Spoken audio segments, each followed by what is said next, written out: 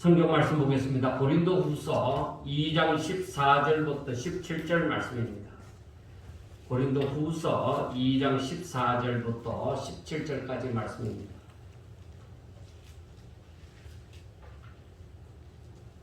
항상 우리를 그리스도 안에서 이기게 하시고 우리로 말미암아 각처에서 그리스도를 아는 냄새를 나타내시는 하나님께 감사하노라. 우리는 구원받는 자들에게나 망하는 자들에게나 하나님 앞에서 그리스도의 향기이니 이 사람에게는 사망으로부터 사망에 이르는 냄새요 저 사람에게는 생명으로부터 생명에 이르는 냄새라. 누가 이 일을 감당하리요? 우리는 수많은 사람들처럼 하나님의 말씀을 혼잡하게 하지 아니하고 곧 순전함으로 하나님께 받은 것 같이 하나님 앞에서와 그리스도 안에서 말하노라. 아멘. 자, 고린도 후서를 지금 쓰고 있는 바울은 이 고린도 교회의 소식을 이제 듣고서 고린도 소식을 디도로부터서 듣고서 이제 고린도 후서를 쓰고 있는 것입니다. 그러니까 고린도 교회의 형편이 좀 좋아진 것을 이제 들었으니까 좀 마음이 편한 상태에서 이 고린도 후서 편지를 쓰고 있는 것입니다. 그래서 자신의 입장을 변명을 하는 것도 이보다 앞서서 디도편으로 편지를 보낼 때에 눈물로 편지를 써서 보냈을 때보다는 자신을 변명하는 데 있어서 좀 더 편하게 변명을 할 수 있는 그런 입장이 되어졌습니다. 그러니까 전체적으로 보면은 바울이 조금 이제 고린도 교회를 향해서 마음의 안심이 되어진 상태에서 이 고린도 후서 편지를 썼던 것입니다. 그래서 하는 말이 오늘 말씀에 보면은 1절부터 보면은 내가 너희에게 나가지 않은 것은 너희를 근심하지 않기 위해서였다. 내가 너희를 향하여 넘치는 사랑이 있는데 나 자신이 근심으로 너희에게 나아가서 너희를 근심하게 한다면은 이것은 내 자신이 진짜로 바라는 바가 아니다. 그래서 나는 솔직히 말해서 너희들의 기쁨이 되어지기를 원한다. 그래서 내가 너희들을 보면은 너희들 마음이 편안해지고 기쁨으로 맞이할 수 있고 나도 너희를 봄으로써 걱정거리가 아니라 진짜 엔돌핀이 도는 것 같은 그러한 이 만남이 이루어졌으면 좋겠다 하는 것이죠. 그러니까 서로가 서로에게 기쁨이 되어지기를 바란다는 그 마음을 표현을 해놓았습니다. 그리고 자신이 얼마나 그 고린도 교회 성도들을 사랑하는지 고린도 교회 성도들이 좀 알아줬으면 좋겠다. 그걸 좀 알았으면 좋겠다고 얘기를 합니다. 그래서 서로를 이해하고 마음을 나누는 그런 사이가 되기를 바란다는 것입니다. 그래서 지금도 디도로부터 소식을 접하고서 교회의 징계로 이 벌받은 자들이 이제 회개하고 돌아섰다는 것입니다. 그래서 바울은 그들이 벌받을 만한 일을 해서 벌받았지만은 그러나 이제 회개했으니까 이제 돌아왔으니까 이제는 그 벌을 풀고 용서하고 이제는 사랑으로 저들을 용납하라 그렇게 얘기를 하는 것입니다.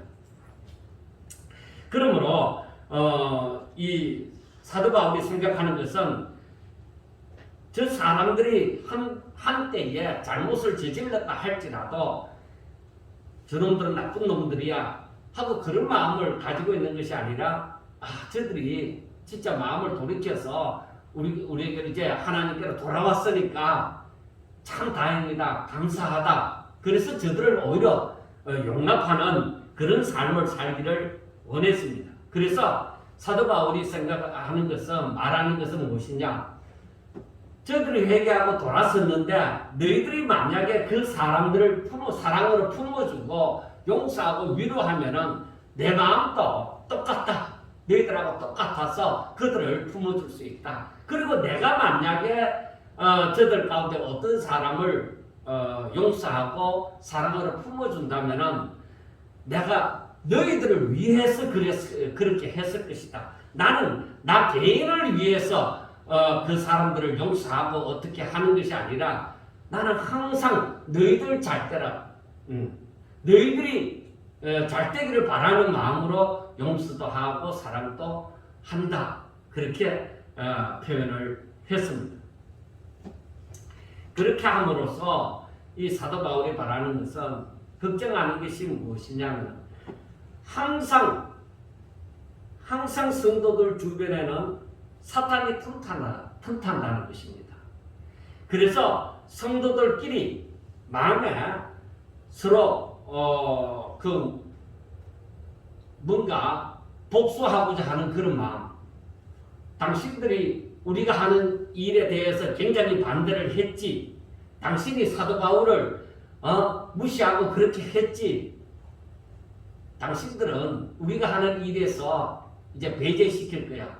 당신들도 한번 그만큼 힘들어져 봐.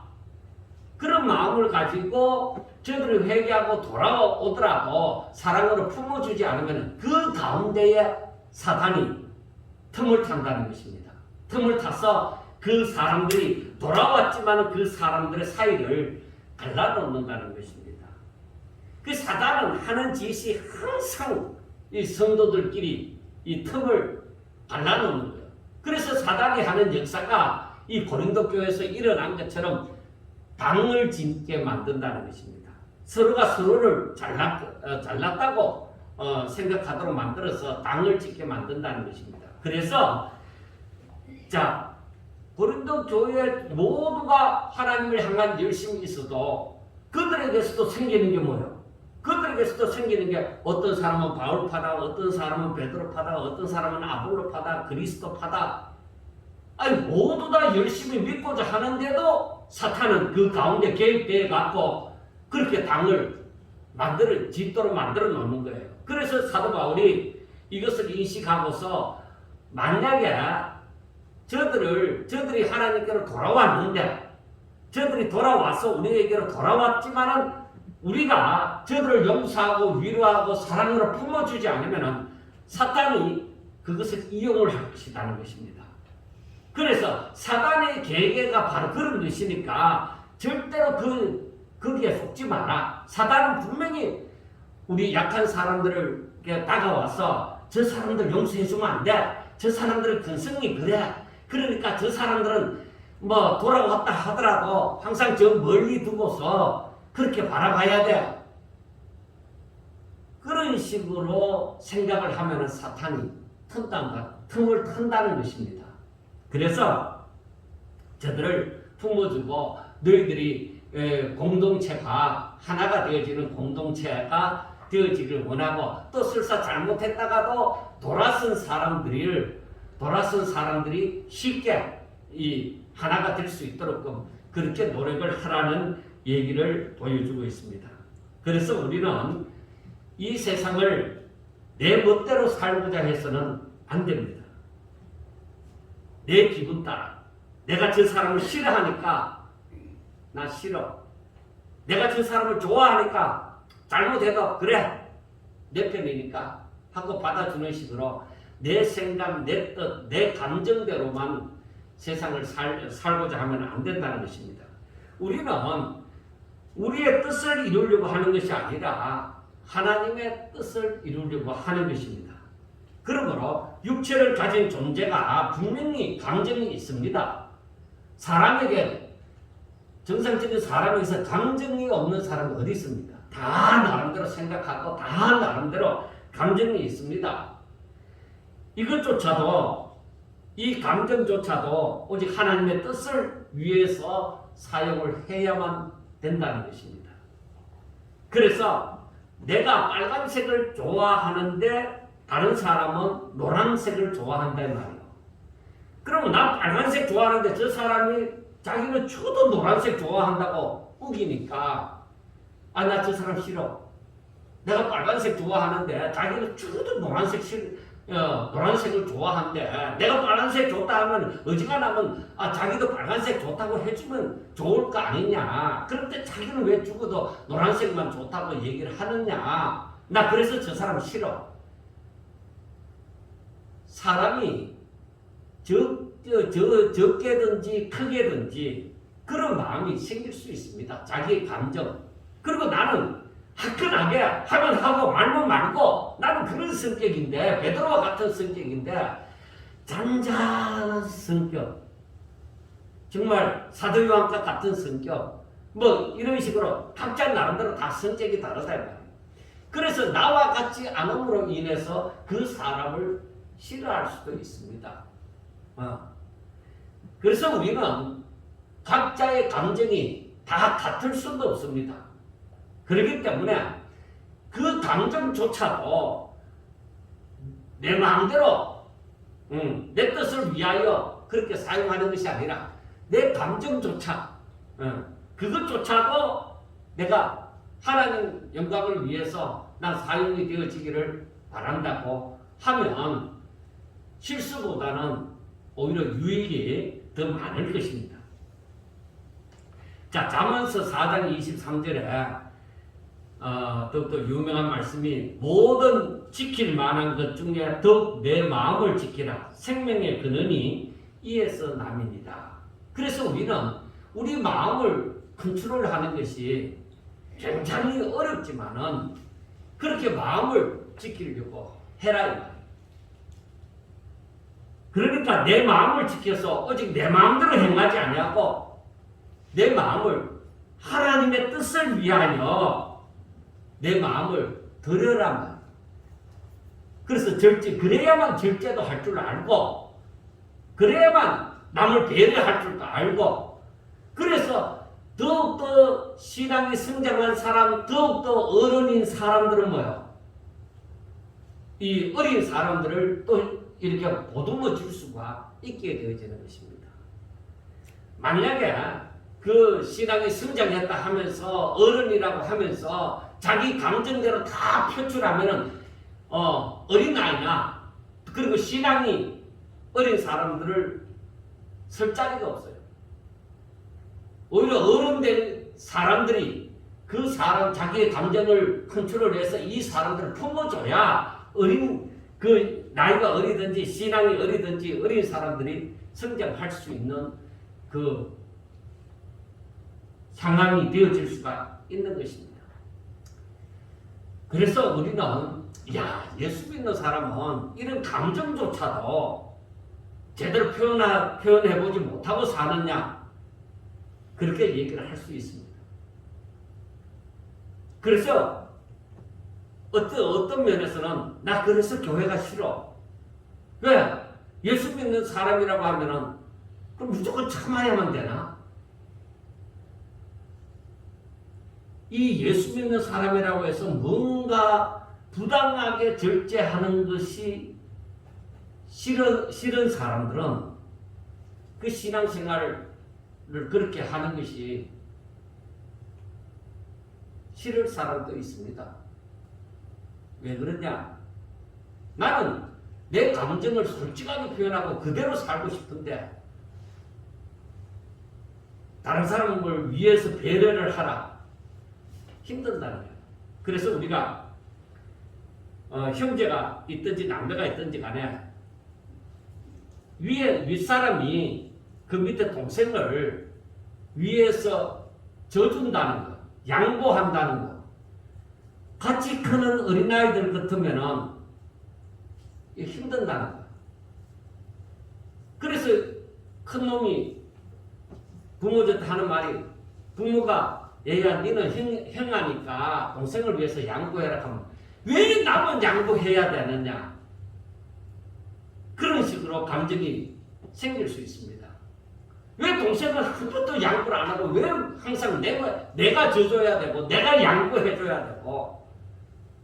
그래서 우리가 부모들이 이 키우는 데 있어서도 굉장히 딜레마를 느낄 수 있습니다.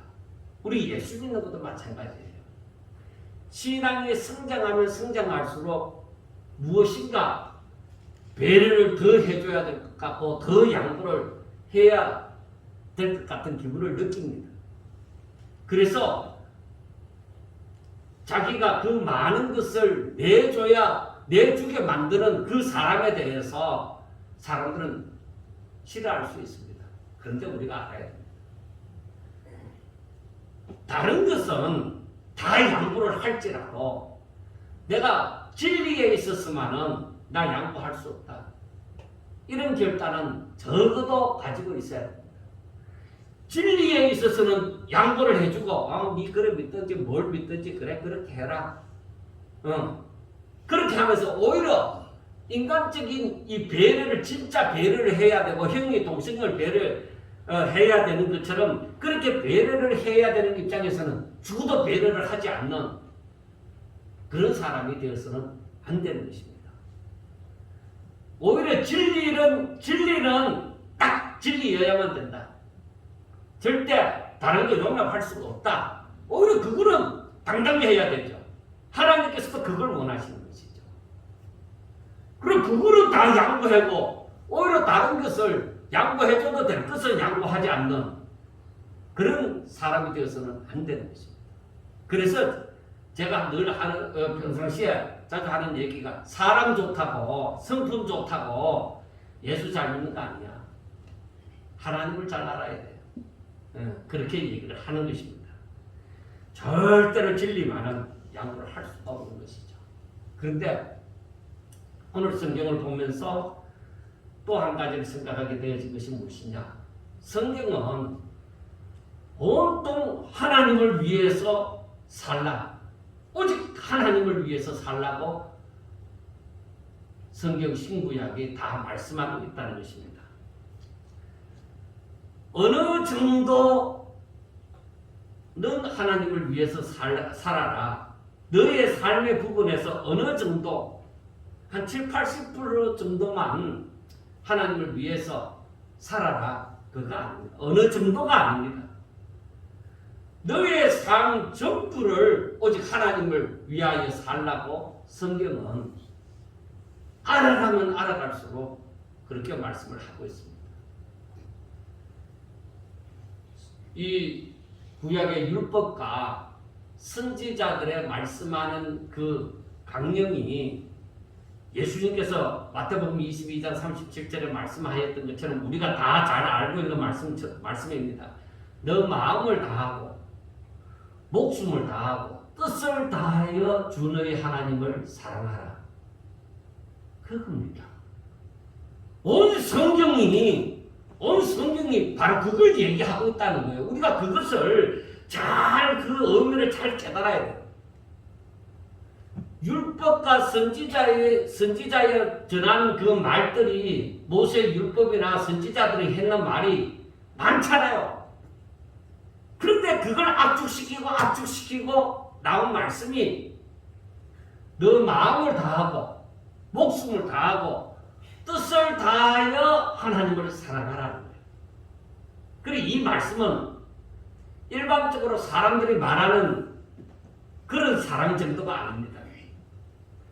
무엇을 내가 바라고 또 상대방도 내게 무엇을 바라고 함으로 오고 가는 그런 사랑 정도가 아닙니다. 이것은 아무 뜻도 바라지 않고 무조건적으로 드리는 그 아가페, 그 사랑을 얘기를 하는 것입니다. 아마 우리들이 사람은 하나님이 하시는 사랑이 아가페 사랑이다. 사람은 그 아가페 사랑을 할 수 없다. 아마 그렇게 알고 있는 사람들도 많이 있을 것입니다. 왜냐하면 제 자식도 그렇게 듣고 배웠던 적이 있으니까요. 아가페라는 그 사랑은 하나님이 하실 수 있는 사랑이고 우리 사람은 그 아가페 사랑을 못한다.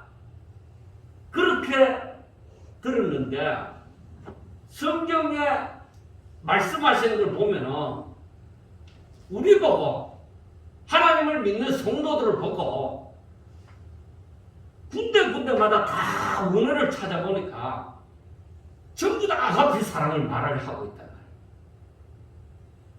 아니 그 아가페 사랑은 하나님이 하신다는 건데 하나님만이 하실 수 있는 사랑인데 어떻게 사람 보고 아가페 사랑을 하라고 하면은 그러면 이건 아예 안 된다는 거 아니냐. 안 된다는 것을 왜 예수님은 우리를 보고 그 사랑을 하라고 말을 하느냐는 것입니다. 안 되는 줄 알면서. 그래서 성경을 보고 또 보고 묵상하고 또 묵상하고 했는 결론이 사람은 이 아가페 사랑이 안 나온다. 그래서 제가 고린도전서 13장을 두고서 그건 사람들이 말하는 일반적인 사랑 아니야. 그 사랑은 아니야. 이 사랑은 바로 하나님께로부터 나오는 사랑이다. 우리 인간에게서 나오는 그런 사랑을 가지고 오래 참고 인내하고 그거 아닙니다. 그것은 인간에게 주어진 것은 그건 한계가 있는 거예요. 사람에 따라서 더 많은 한계가 더 많을 수도 있고 어떤 사람은 작을 수도 있고. 그런데 이 아가페 사랑은 하나님께로부터 나오는 사랑은 한계가 있는 조건이 있는 그 사랑 아니에요. 이거는 무조건 조건이 없어요. 무조건 주는 거예요. 그 사람은 흔히들 얘기를 합니다. 우리가 노래를 부를 때도 CCM에서 부를 때도 뭐예요? 사랑은 다 주는 것. 그래서 사랑은 다 주는 것이라고 우리가 말은 하지만 실질적인 삶은 그 노래를 100번, 1000번 불러도 그렇게 살지 않습니다. 이 의미 자체도 그렇게 말씀하신 하나님에 대해서 잘 알지도 못하면서 그 사랑을 할 수 있다고요? 안 됩니다. 글이 쓰여졌으니까, 곡이 쓰여졌으니까 사람이 그걸 읽고 그걸 불러서 그렇지 그 의미는 아무나 아는 거 아닙니다. 사람들이 사랑에 대해서 설교를 하고 사랑에 대해서 말을 한다고 할지라도 그 사랑은 하나님을 잘 알지 못하고서는 그 사랑을 모릅니다. 그래 이것을 설명하기가 너무 힘든 거예요. 그러니까 이것을 나중에 나오지만 이것을 들어도 모른다 이 말이에요. 그래서 이사야서나 이 선지자들 하는 말이 뭐예요? 내 백성은 들어도 귀가 있어 들어도 기머리와 같다. 눈이 있어서 봐도 소경과 같다. 그만큼 이해가 안 된다는 거예요. 진실로 하나님을 향한 믿음이 있고 그것을 알고자 하지 않고서는 하나님의 은혜가 그 가운데 임하지 않고서는 그거 모른다. 저는 요즘에 들어와서 더욱더 절실하게 그걸 느끼고 있습니다. 정말로 몇 년 전부터 하나님을 이제 좀 더 아는 것 같다. 진짜 신앙생활이 어떤 것인지 이제 좀 더 알 것 같다. 이런 고백이 저절로 나옵니다. 그래서 더욱더 감사할 수밖에 없는 거예요. 왜? 지금까지 목사로서 살았지만은 설교를 그렇게 하고 살았지만은 잘 몰랐다. 그런데 세월이 이만큼 흐르고 나서 하나님을 더 알아가면서 이제 좀 알 것 같다. 하나님을 좀 알 것 같다. 이게 느껴져서 너무 감사하고 그래서 눈물이 나고 그렇게 하고. 그래서 오늘 말씀에도 보면은 사도 베드로가 사도 바울이 이 사람들 회개하고 돌아선 사람들을 용서하고 위로하고 사랑하라고 얘기하잖아요. 그런데 그것이 하나님의 뜻이다 이 말이에요. 그냥 서로 좋은 게 좋으니까 그렇게 하라는 것이 아니라 그게 하나님의 뜻이다 이 말이에요. 그래서 하나님께서는 성경을 통하여 볼 때에 내게로 돌아오라 너희 죄가 좋은 빛같이 붉을지라도 내가 내게로 오면은 내가 흰 눈같이 다 씻어줄게 깨끗하게 해줄게 그러니까 죄를 사하여 죽게 하는 것이잖아요. 그럼 내게로 돌아오라. 그래 저들이 회개하고 바울을 대적하고 했지만 저들이 회개하고 돌아서는 그 모습은 뭐야? 하나님의 뜻이 이루어지는 것이죠. 그 하나님의 뜻이 이루어지는 것인데 사람들이 나 저 사람 싫어. 저 사람이 얼마나 우리를 괴롭혔어. 나 싫어. 그거는 뭐예요? 하나님의 뜻이 이루어지는 걸 난 싫다는 거, 내 감정으로. 그 내 감정이 하나님 앞에 들어지지 않았다는 것이죠. 그런데 하나님께서는 성경 전체에 흐르는 그 사람을 향하여 흐르는 것이 바로 뭐예요? 마음을 다하고 목숨을 다하고 뜻을 다하여서 하나님을 사랑하라는 거예요. 내가 언제 내 마음을 다해서 하나님을 사랑해봤나? 내가 언제 내 목숨을 다하여 하나님을 사랑해봤나? 내가 언제 내 뜻을 다해서 하나님을 사랑해봤나? 수십 년간 예수님을 믿어도 내가 언제 내 마음을 다하고 목숨을 다하고 뜻을 다해서 하나님을 사랑해봤나는 거예요. 그랬을 때에 왜 그런 날이 생각이 안 나지? 내가 하나님을 믿긴 믿어도 내가 좋아서 기분 좋아서 더 잘 믿는 것 같은 그런 때는 있었지만은 내 온 마음과 온 뜻을 다해 내 목숨을 다해서 내가 하나님을 사랑해봤던 적이 왜 생각이 잘 안 나지? 여러분들이요 얼마나 안타까운 거예요. 내가 이대로 하나님 앞에 가면은 나 무슨 말 할까? 나 하나님 잘 믿었어요. 나 하나님 잘 믿었어요. 그렇게 얘기할 건가?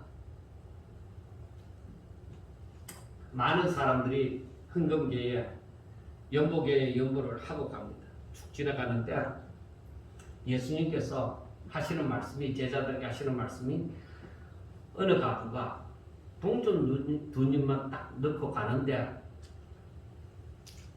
저 여인이 저 사람이 다른 사람들보다도 더 많은 것을 드렸다고 하는 거예요. 다른 사람은 동전 두 개가 아니라 그 두 개는 뭐 드렸다고 하지도 못할 만큼 많은 것을 드렸지만은 지 전부를 드린 건 아니다. 그런데 이 동전 두 잎을 드린 이 사람은 뭐야? 자기에게 있는 전부를 드렸다는 거예요. 그러니까 이 바울이 말하는 이 의미를 좀 더 생각하고 성경 전체적인 의미를 생각하고 이렇게 생각해 봤을 때 나는 언제 내 마음을 다하고 목숨을 다하고 뜻을 다해서 하나님 사랑해봤나?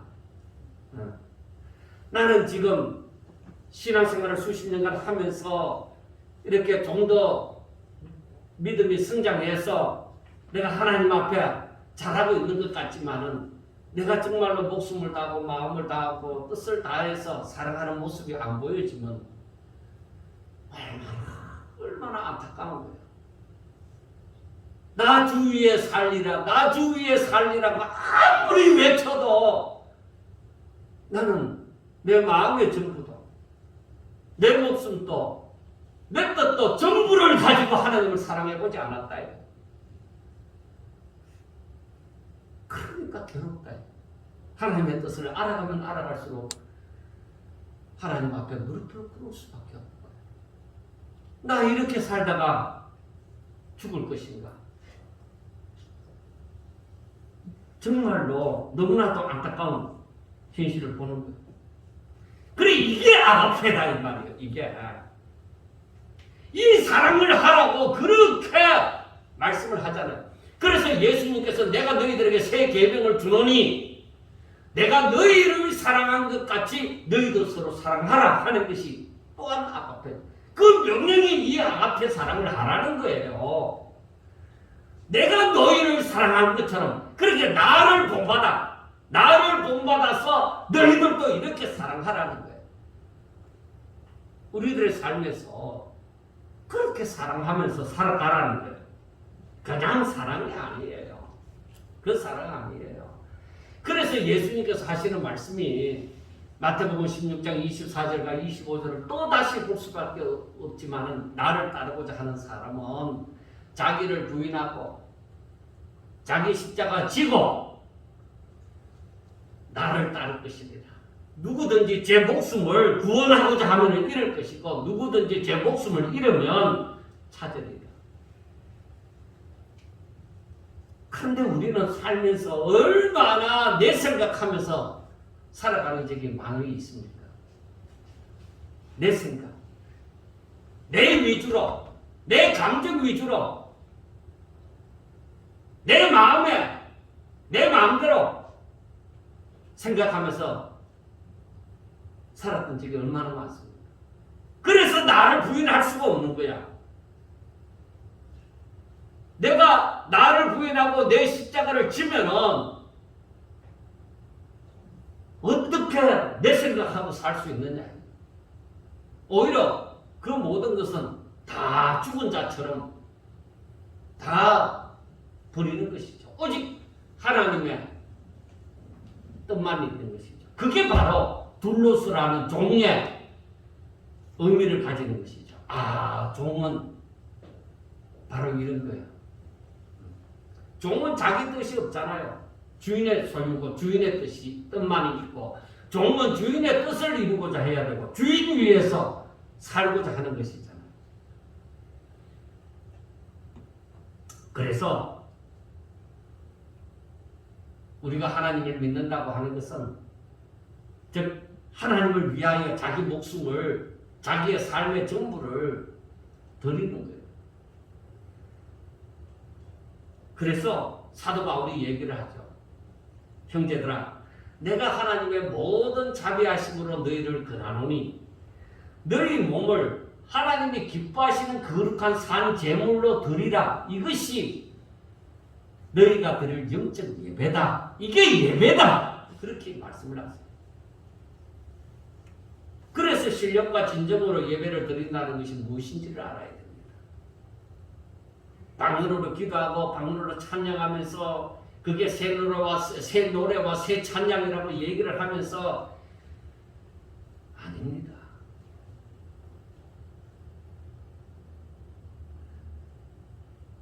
이 말씀 전부가 하나님께 너희 전부를 드리라는 것입니다.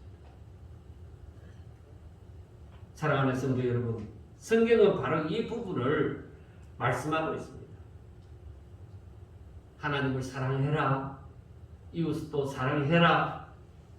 그리고 내가 너희를 사랑한 것 같이 그렇게 사랑해라. 이렇게 말씀을 하고 있습니다. 그런데 우리는 예수님을 믿는다고 하면서 무슨 생각을 가지고 믿느냐니까요. 어떤 사랑을 하고자 하느냐 이 말이에요. 누구를 사랑하고자 하느냐 이 말이에요. 여러분, 같이 예수님을 믿어도 이 믿음의 레벨이 다르면 이해가 안 될 수 있습니다. 예수님의 제자들도 예수님이 저 앞을 내다보고 깊은 그 말씀을 하면은 이 제자들이 그때는 모르고 있다가 나중에 그 일이 이루어지고 나면은 그제서야 그 말씀이 이 말씀이구나. 이걸 듣고 말씀하셨구나 하고 깨닫게 되어지는 것이죠. 그래서 말씀이 어렵도다 이렇게도 들려질 수가 있습니다.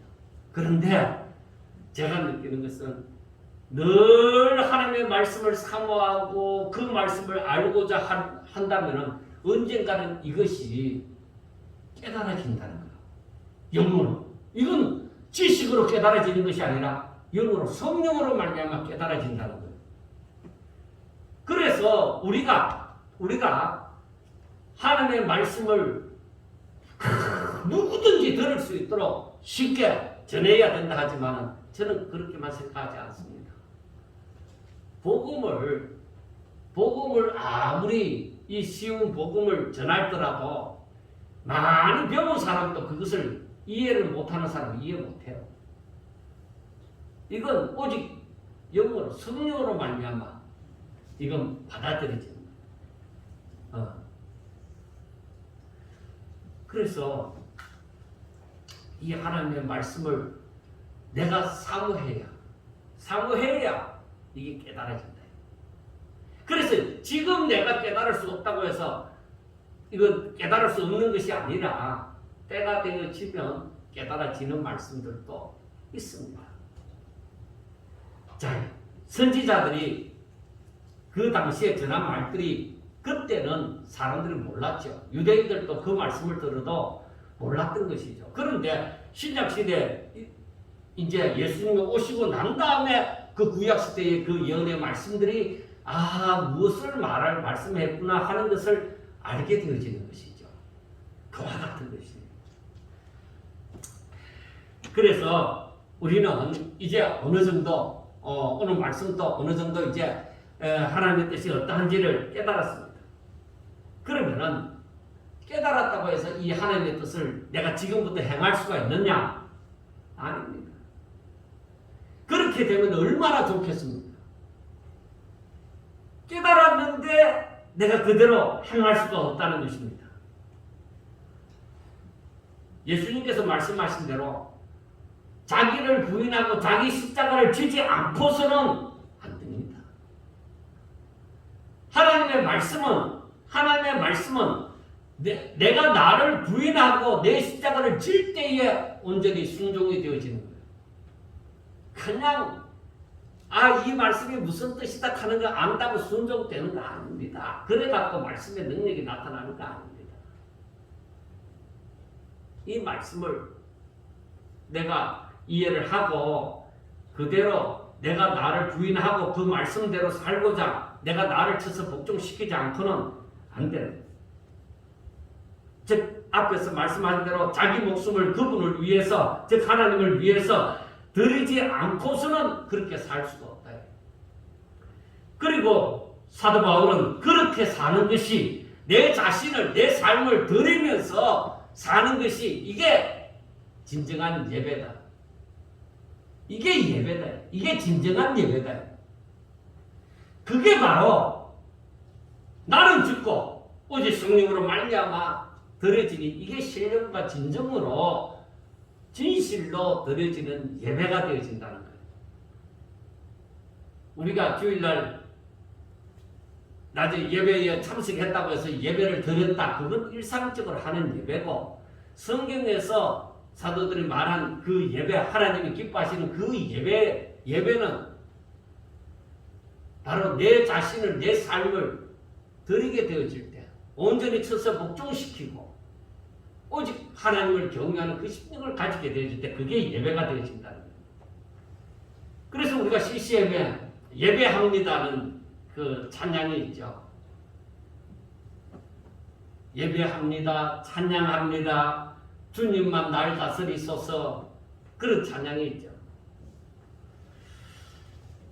이것 또한 자신을 드리지 않고는 안 되는 일입니다.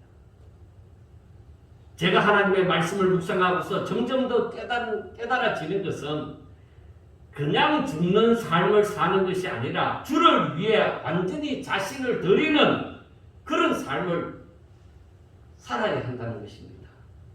그래서 마지막에 하나님께서 이 의미를 밝히 알게 하는 역사가 분명히 저는 많이 일어나리라고 봅니다. 하나님께 나아가는 사람들이 이 마지막이 가까우면 가까울수록 이 의미를 더 깨닫는 사람들이 진실로 알고 계신 사람들이 나타나게 되어지리라고 저는 믿습니다. 그래서 마지막에 사람들이 영적으로 너무 갈급해하는 거야. 왜? 이 진리를 깨닫고 보니까 거기에 합당한 그 양식을 먹고 싶은 거야. 자기 그 속을 채우고 싶은 거예요. 영적으로. 그래서 이 평상시에 그 평안할 때 예수 믿을 때 그 감정보다가 그 욕망보다가 오히려 이 마지막이 가까울수록 하나님께서 이 말씀을 더욱더 깨닫게 하여 주심으로 말미암아 사람들이 거기에 합당한 말씀을 듣고자 힘을 쓰고 애를 쓰는 거예요. 그래서 그 말씀을 찾아서 헤매게 되는 거예요. 근데 여러분 생각해 보세요. 만약에 미국 땅에 그런 말씀이 진짜 충만한 말씀을 전하는 자가 있습니다. 그런데 모두가 세계 여러 곳곳에 사는 사람들이 모두가 거기 가서 말씀을 들을 수는 없잖아요. 그곳까지 갈 수가 없잖아요. 그래서 하나님께서 그 말씀을 오늘날 제가 이 스마트폰이 개발이 되어지고 또 유튜브가 이렇게 활발해지고 하는 거 보면서 그래 비행기를 타고 가서 주일 예배 드리고 또 한국에 돌아와서 이렇게 하는 것이 아니라 서울에 있는 사람이 이 고성 땅에까지 찾아오고 그렇게 하는 것이 아니고 이렇게라도 멀리 있는 사람들이 이 발급한 그 영혼을 이렇게 달릴 수 있구나. 그게 하나님은 우리는 몰랐는데 우리는 생각도 못했는데 그래서 이 말씀이 제대로 해석이 안 되어졌는데 그렇구나. 이제 이렇게 세상이 바뀌고 나니까 그게 무슨 의미인지 알겠구나 하고 알아지는 거예요. 자, 여러분들 한번 보세요. 이러한 것이 하나님을 향한 진정한 믿음으로부터 나오는 것인데 그런데 그 자신의 삶을 전부 다 드린 자신의 목숨을 다하고 마음을 다하고 뜻을 다해 하나님을 믿는 것이 바로 이게 진정한 믿음이고 이게 진정을 하나님 앞에 영광 돌리는 것이다 하는 것을 이게 오늘날에서만 이렇게 깨닫는 것이 아니라 이미 처음부터 있어요. 자, 그러면 오직 하나님을 믿고 말씀에 의지하여 100세에 그 얻은 아들 이삭을 번제로 드리는 아브라함이나 밤새도록 고기를 잡았는데 자기가 소위 어부인데 밤새도록 고기를 잡았는데 고기 한 마리 잡지 못했는데 주님께서 하신 말씀을 의지해서 그물을 내린 그 베드로나 또 하나님을 믿고 따르다가 순교를 당한 하나님의 충성된 종들 스데반을 위시하여 그렇게 살아왔던 사람 그리고 오늘날에도 주를 위해서 자신의 모든 것을 버리고 오직 하나님의 말씀을 따라 순종하는 믿음의 사람을 생각할 때에 어찌 하나님의 말씀과 믿음을 가볍게 여길 수가 있느냐는 것입니다. 그래서 우리가 이 하나님의 말씀을 읽고 묵상할 때에 가볍게만 읽지 마세요.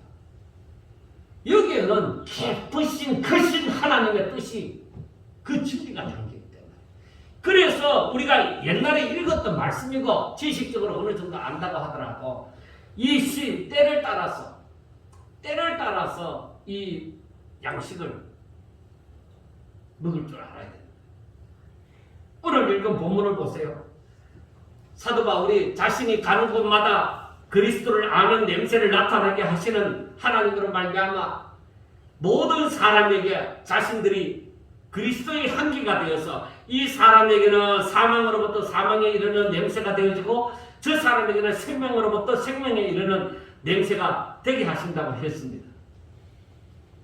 그런데 바울이 하는 말이 누가 이 일을 할 수 있겠느냐는 것입니다. 누가 이 일을 할 수 있겠느냐. 그리고 거기에 보면은 16절의 마지막에 그랬잖아요. 이 사람에게는 사망으로부터 사망에 이르는 냄새고 저 사람에게는 생명으로부터 생명에 이르는 냄새가 되어지는데 누가 이런 일을 할 수 있느냐는 것이죠. 사랑하는 여러분, 누구에게는 사망에 이르는 냄새가 되어지고 누구에게는 생명에 이르는 냄새가 되는 것이 자신의 능력이지 않습니다. 자신의 뜻도 거기에 포함되지 않습니다. 이것은 오직 하나님의 뜻이요 하나님의 뜻입니다. 어떤 사람이 이 뜻을 나타내겠느냐? 어떤 사람이 하나님의 뜻을 나타내겠느냐? 어떤 사람이 하나님의 뜻대로 이 뜻을 알아서 하나님의 뜻대로 행하는 자가 되겠느냐? 훌륭한 목사님, 수도 있겠죠. 저 낮고 낮은 곳에 있는 배우지도 못하고 돈도 없고 누가 알아주지도 않아하고 다 찌그러져 가는 집에 사는 그 사람은 할 수 없느냐? 아니죠. 누가 이사야서의 말씀처럼 누가 내 마음, 내 뜻을 알아서 누가 내 뜻대로 행할 것인가? 누가 이 말을 전파하고 누가 이 일을 행할 것인가? 성경은 얘기합니다. 그는 하나님을 사랑하는 자입니다. 그 사랑은 아가페라고 했죠. 그 사랑은 내가 마음을 다하고 목숨을 다하고 뜻을 다하여 사랑하는 그분입니다. 그 사람이 이 일을 행할 수 있단 말이에요. 이 말씀을 전할 때에 어떤 사람에게는 사망의 역사가 일어나고 어떤 사람에게는 생명의 역사가 일어난다. 오직 하나님을 진실로 믿는 사람. 정말 히브리서 11장 1절의 말씀이 그 믿음이 얼마나 큰 뜻을 포함하고 있는지 그걸 점점 더 깨달아가고 그렇게 하나님을 믿고 하나님을 위해 자신의 전부를 드린 자가 이 일을 행할 수가 있는 것입니다. 근데 여러분 17절 말씀해 보세요. 우리는 수많은 사람들처럼 하나님의 말씀을 혼잡하게 하지 아니하고 곧 순전함으로 하나님께 받은 것 같이 하나님 앞에서와 그리스도 안에서 말하노라 하고 말씀을 했습니다. 여기에서 마지막 때에 하고 그렇게 말씀 안 되어 있습니다. 그렇다 할지라도 그 말이 있으나 없으나 많은 사람들이 하나님의 말씀을 가지고 장사를 한다는 것이에요. 수많은 사람이 하나님의 말씀을 가지고 장사를 한다는 것이에요. 그래서 바울은 나는 그런 사람들처럼 그 수많은 사람들처럼 나는 하나님의 말씀을 갖고 장사하는 사람이 아니라는 것입니다. 나는 오히려 하나님의 말씀을 순전한 마음으로 내가 받아들이고 내가 하나님 앞에서 바로 그리스도 안에서 나는 말을 한다는 거예요. 나 장사하는 사람이 아니라는 것이죠. 나를 내 마음대로 그리고 내가 내 목숨을 위해서 내 뜻을 위해서 나는 이 말씀을 전하는 것이 아니라는 것이죠. 순전한 마음으로 오직 순수한 마음으로 내가 그 하나님의 말씀을 받아들이고 그것을 하나님 앞에서 내가 그리스도 안에서 이 말을 그대로 나의 아무 유익을 위해서 그렇게 전하는 것이 아니라 오직 하나님의 뜻을 전한다. 이거는 엄청난 차이입니다. 수많은 사람들이 하나님의 말씀을 혼잡하게 한다는 이 사실을 바울 시대도 바울이 그렇게 얘기를 하잖아요. 오늘날 이 시대는 어떠 하겠습니까? 더 많은 일이 일어나고 있는 것이죠. 여러분들의 귀에 들리고 여러분들의 눈에 보이는 것은 어떤 사람입니까? 여러분들은 무엇을 위해서 신앙생활을 합니까? 무엇을 위해서 여러분들의 하루하루의 삶을 살아가고 있습니까? 정말 내가 내세를 생각한다면 내가 하나님 나라를 안다고 하면 나는 어떻게 살 것인가요? 내가 정말로 성경을 읽을 때나 묵상할 때나 설교 말씀을 들을 때나 나는 어떤 자세로 듣느냐 이 말이에요.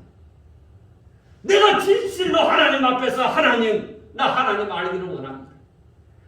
내가 정말로 내 남은 인생을 정말로 하나님 영광 위해서 살다가 하나님 뜻대로 살다가 내 마음이 죽을 때에 오히려 내가 세상에서 살아온 그 모든 기쁨보다도 더 최고의 기쁨을 누리기를 원합니다. 그 마음 가지고 예수를 믿는다는 뜻입니다. 그래서 우리가 집안에서나 일터에서나 어디 가서든지 하나님 생각하면서 하나님, 내가 하나님 뜻을 잘 몰라요. 성경을 읽어도 잘 모르겠어요. 그러나 하나님, 내가 어찌 살았으면 좋겠는지, 내가 어떤 말씀을 붙들어야 될지 하나님은 다 아시지 않습니까? 하나님, 나는 내일 일도 알지 못해요. 그런데 하나님은 나의 내일 일을 아시는 분이시지 않습니까? 하나님, 내가 어떻게 하여 하나님 영광을 위하여 살 수 있겠습니까?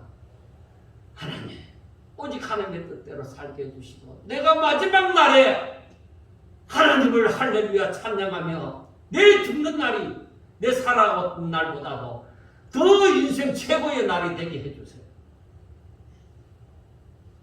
진심으로 그런 마음을 품고 살아야 되는 거예요. 우리 신앙이 그래야 된다는 거예요. 그래서 사도 바울이 이 고린도 교회를 향해서 하는 말이, 여러분, 내가 나를 위해서, 내 유익을 위해서, 내가 이 땅에서 내 목숨을 위해서 내 마음대로 지금 내 뜻대로 하고 있는 게 아닙니다. 나는 여러분들을 얼마나 사랑하는지 모릅니다. 내가 얼마나 여러분들을 사랑하는지 당신들이 알기를 원합니다 하고 얘기를 합니다. 그래서 4절 마지막에 보세요. 오직 내가 너희를 향하여 넘치는 사랑이 있음을 너희로 알게 하리 함이라. 내가 당신들을 얼마나 사랑하는지 알았으면 좋겠다. 그리고 고린도 전서에도 바울이 그런 얘기를 몇 번이나 했죠. 당신들이 하나님을 알기를 원한다. 그런데 바울이 이렇게 자신을 변명하는 입장에서 나는 진정한 하나님의 뜻으로 말미암아 예수 그리스도의 사도가 되어진 자입니다. 나는 여러분들을 진정 하나님의 이름으로 사랑합니다. 얼마나 사랑하는지 모릅니다. 나는 내 모든 것을 다해서 사랑하고, 내가 누구를 위해서 사랑하고 누구를 용서한다고 하면 바로 너희들 당신들을 위해서 내가 그렇게 하는 것이고, 나는 가는 곳마다 하나님께서 이렇게 이기게 해주시고 모든 길을 열어주시고 내가 사람들에게 그리스도의 향기가 되게 해주시는 이 역사, 하나님이 아무에게나 시키겠습니까? 아닙니다. 오직 하나님의 뜻으로 말미암아 사는 사람들에게 하나님께서 시키는 일이지 않겠습니까? 바로 내가 이렇게 하나님의 말씀을 다른 사람들처럼 그 말씀을 이용해서 자기 유익을 채우는 그런 사람이 아니라, 나는 진심으로 하나님께로부터 말씀을 순전한 마음으로 내가 그 말씀을 받아서 하나님 앞에서 그리스도 안에서 내가 당신들에게 이렇게 전하는 사도입니다. 당신들이 내가 진정 하나님의 사도인 줄 알기를 원합니다. 그 바울이 이 전체적인 내용이 결국에는 바울이 내가 여러분들이 의심하던 그런 사람 아닙니다. 그런 사람들, 수많은 사람들도 있습니다. 그런데 나는 하나님의 말씀을 순전한 마음으로 받아서 이렇게 하나님 앞에서 당신들에게 전하는 사도입니다.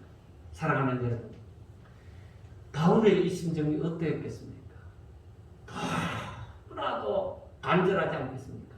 그래서 바울은 1장에서도 얘기하죠. 하나님이 내 정림이다. 내 양심이 내 증거가 되어진다.